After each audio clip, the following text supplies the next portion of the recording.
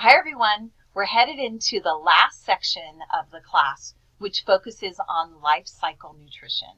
For the next two chapters, we're going to be learning about the nutrient needs for pregnant women, women who are breastfeeding, which is lactation, the nutrient needs of infants and young children, adolescents, and finally moving into older adulthood. Now, nutrient needs change throughout the life cycle. And so I'm going to spend a few minutes talking about some highlighted areas from the ages that you'll be studying over the next 2 weeks. Let's start with pregnancy.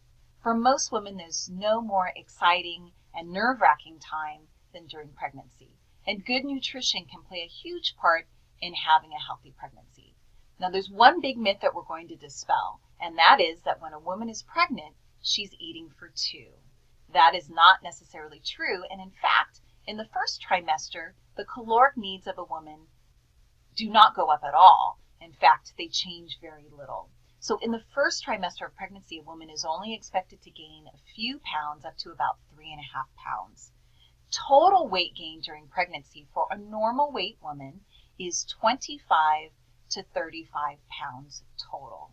Now, as we've talked about all semester, those foods that are going to be most important for a pregnant woman are the nutrient-dense foods. Fresh fruits and vegetables, whole grains, lean proteins, and dairy products as well. Now let's talk about infants. For an infant, their sole source of nutrition for the first 6 months of life is breast milk. They simply do not need any other nutrition as long as they're getting sufficient amounts of breast milk. Now, at about 6 months of age is when we typically start introducing solid foods to an infant's diet. It's usually an iron-fortified cereal.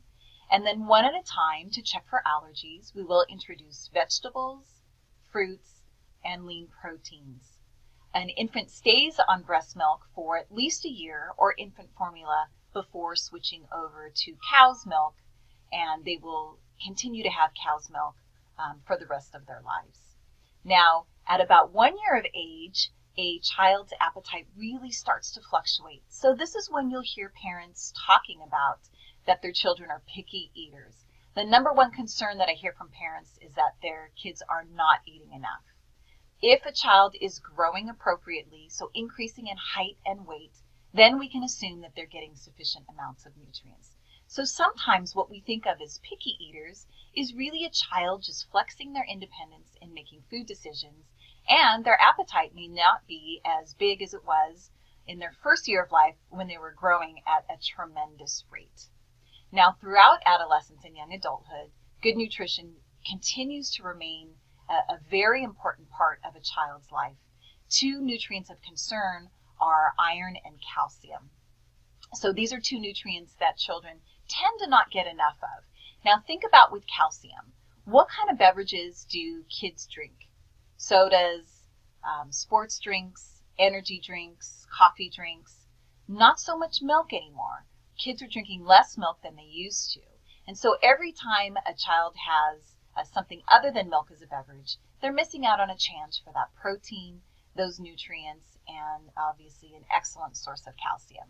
So in childhood and adolescence, we really want to steer kids away from those sugar-based beverages or the sugary beverages and steering them towards other better beverage choices like milk, different kinds of milk, and even just plain water.